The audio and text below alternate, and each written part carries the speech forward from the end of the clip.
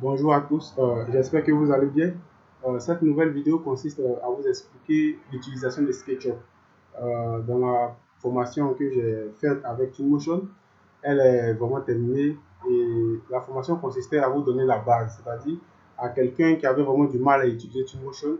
Et je pense que s'il a suivi vraiment ce que j'ai expliqué le long de cette formation, il peut avoir maintenant une idée et l'utilisation de SketchUp, excusez pas de SketchUp, de Twinmotion sera vraiment à sa portée.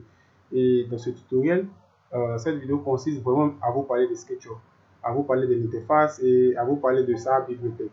Alors pour commencer, je vais vous parler de sa bibliothèque. Il y a des gens qui téléchargent SketchUp et lorsqu'ils l'ouvrent, ils constatent que la bibliothèque est un peu difficile à trouver. Ou soit il y a des options qu'ils n'arrivent pas à trouver. Je vais vous expliquer, je vais vous parler de deux trucs qui sont très primordiales. La première, si vous ouvrez SketchUp et vous n'arrivez pas à avoir beaucoup d'éléments, c'est très simple. Il suffit de vous inscrire sur le site officiel du logiciel pour pouvoir télécharger quelques objets. Et je vais vous expliquer comment ça marche.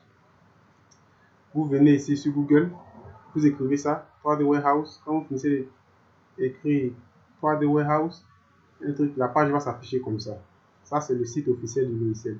Vous voyez si on a des avions, des portes. Je prends par exemple, si vous voulez rechercher une porte, vous tapez porte et vous appuyez sur entrée. Vous voyez? Et à vous de télécharger maintenant la porte qui vous convient. Et au niveau du téléchargement, SketchUp va vous demander la version de votre SketchUp que vous avez installé sur votre ordinateur. En fonction de cette version-là, vous téléchargez l'objet qui convient à cette version. Vous ne pouvez pas avoir SketchUp 2020 et aller télécharger un objet de 2019. Ça ne va pas passer. Je prends un exemple. J'ai besoin de cette porte. Moi, j'utilise SketchUp 2019. J'ai même 2020, mais je préfère utiliser SketchUp 2019.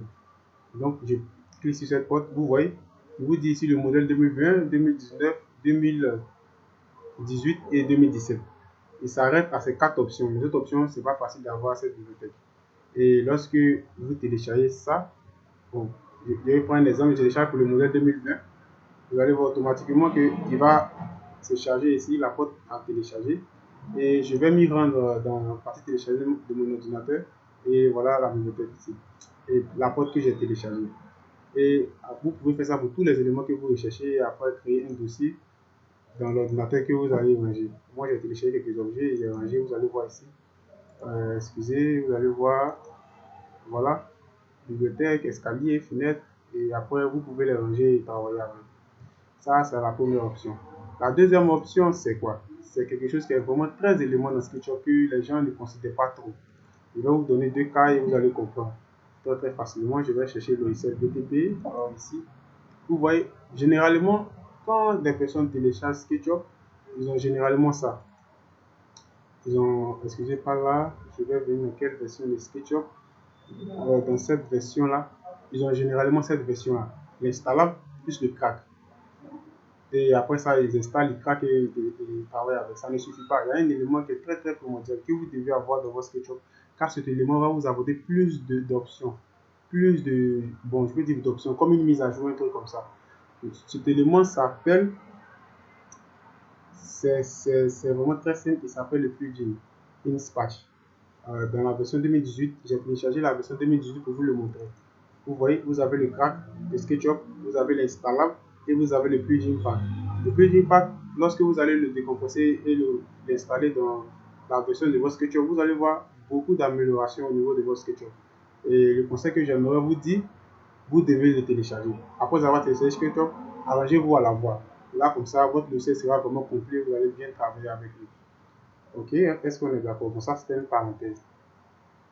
Euh, la deuxième chose que j'aimerais dire aussi, que SketchUp est un logiciel qui est vraiment facile à l'utilisation, très simple, efficace et puissant. Il n'est pas comme Revit qui est vraiment un peu complexe parce qu'il y a beaucoup de paramètres qu'il faut faire dans Revit. Et dans SketchUp, c'est vraiment très simple à utiliser. C'est comme ça. Donc c'est comme ça que s'il y a des éléments que vous devez télécharger, n'oubliez surtout pas d'écrire ça. Et lorsque vous finissez d'écrire, vous cliquez sur votre objet et vous téléchargez en fonction de la version de votre SketchUp. Merci et on va passer à autre truc maintenant. Bon, ici, si tu ouvres SketchUp la première fois, vous allez voir cette option-là s'afficher. Si mon option s'affiche comme ça, parce que ça dépend de la version de SketchUp que j'utilise. Et ici, vous allez voir les unités, le mètre, le centimètre, pouce, pouce, millimètre, mètre. Moi, j'ai l'habitude de travailler en centimètres parce que j'aime bien travailler en centimètres.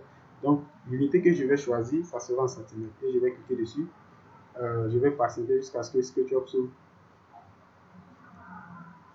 Voilà. Vous voyez, j'ai cliqué dessus. Voilà l'interface de SketchUp. Vous allez voir cette petite personne arrêtée ici. Les axes sont là, bien définis. Ici, c'est du genre l'affichage, les éléments qu'il faut maîtriser avant de débuter SketchUp. C'est-à-dire les éléments de base. Ici, bon, je vais prendre un exemple. Ici, je vais faire un petit cube pour vous montrer quelque chose de très simple. Voilà. Voilà. Ici, c'est l'option rotation. L'option rotation, si vous voulez faire une rotation, vous cliquez, vous venez juste là. Lorsque vous voyez le trait bleu s'afficher, cela signifie que votre truc a été bien placé. Le curseur de votre souris est bien placé. Vous cliquez une fois, vous venez à l'extrémité ici, deux fois. Excusez, vous devez sélectionner tout.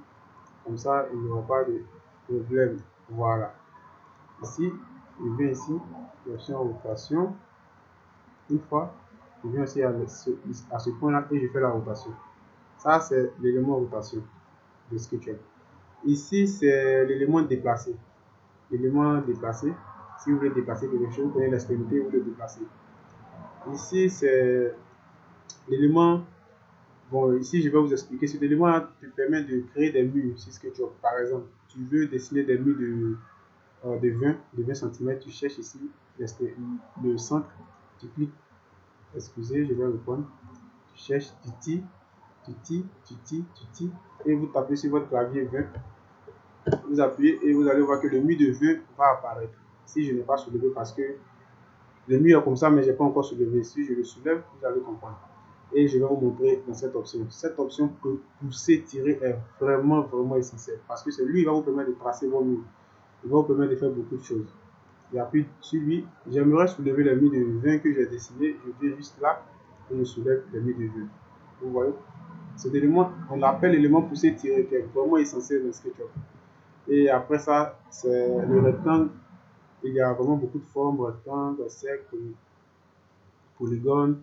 Vous pouvez tracer ici. Vous allez voir l'élément poussé tiré. Juste pour le tirer, vous voyez. Voilà. Ici, c'est les arcs, les différents arcs que vous voulez choisir. Ici, c'est le crayon pour tracer les lignes. Si vous voulez tracer une ligne, vous appuyez dessus.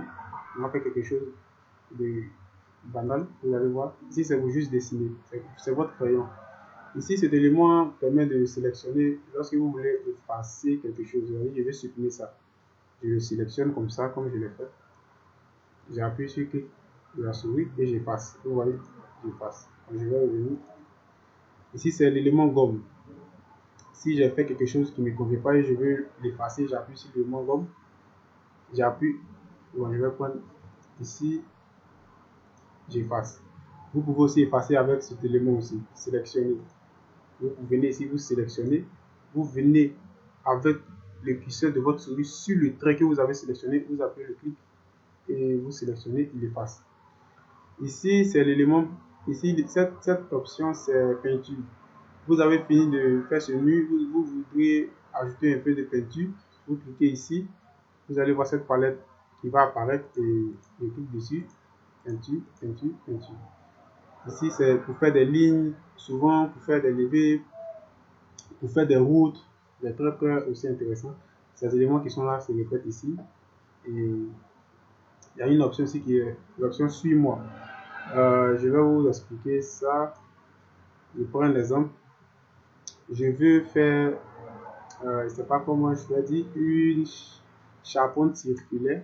Par exemple, je viens dans l'élément circulaire ici, j'appuie. Je clique là, je prends mon crayon, je cherche l'axe, je monte de 2 mètres par exemple, et ici je trace ici, j'appuie, je monte, j'appuie, je viens ici pour coller l'extrémité, excusez, voilà. L'élément suis-moi, voilà son rôle, vous cliquez et vous voyez, il suit, vous voyez, il suit le sens que vous suivez, le sens que vous voulez qu'il suive, vous voyez. il fait la charpente. Ici, c'est l'unité de mètre. L'unité de mètre, ce qui est là. Ici, c'est la cotation. J'aimerais connaître la cotation de ce mur. Je viens à l'extrémité ici, j'appuie. Je reviens ici, j'appuie et je tire. C'est comme ça. Ici, c'est la règle. Ici, c'est l'option orbite qui se trouve pratiquement dans tous les logiciels de BTP. Ici, c'est panoramique. Ici, c'est les zooms, les différents types de zoom, les pas. Et ici, c'est l'option, je sais, la vue, les différentes façades. C'est-à-dire, si tu veux voir ton objet, pas ton objet, excusez, ton plan, vue de gauche, vue de droite, tu appuies, tu vois. Tu veux voir comme ça, vue de dessus, tout ça, c'est cette option qui est là. Et j'espère que cette vidéo vous a vraiment donné quelque chose. Et j'aimerais vous montrer une autre option, qui est une option aussi qui est très essentielle dans Twinmotion, c'est l'option affichage. C'est-à-dire, j'aimerais afficher d'autres éléments sur l'interface de Twinmotion. Je viens dans l'option affichage, barre d'outils. Je clique, vous allez voir ici. Tous les composants sont ici. Si je prends un exemple, vous voyez l'option mesure. L'option mesure, la voilà là. Ici, je l'ai coché. Si je décoche cette option, vous allez voir que ici, ça va disparaître. Je décoche. Vous avez vu que ça a disparu. Si je vais le faire apparaître, j'appuie, il réapparaît. Donc, s'il y a une option que vous voulez faire apparaître, vous venez toujours dans l'option affichage. Je ferme, excusez, dans l'option affichage, barre d'outils, et vous cherchez l'option ici. Si vous voulez utiliser solide, vous appelez solide, vous allez voir que solide va apparaître ici. Si ça vous plaît pas, vous décrochez et vous fermez. Et la deuxième option que j'aimerais aussi vous montrer, c'est la palette qui est ici. Si elle est désactivée, que vous ne voyez pas, c'est très simple. Vous venez dans l'option fenêtre, palette par défaut, afficher le plateau. Vous allez voir qu'il va apparaître.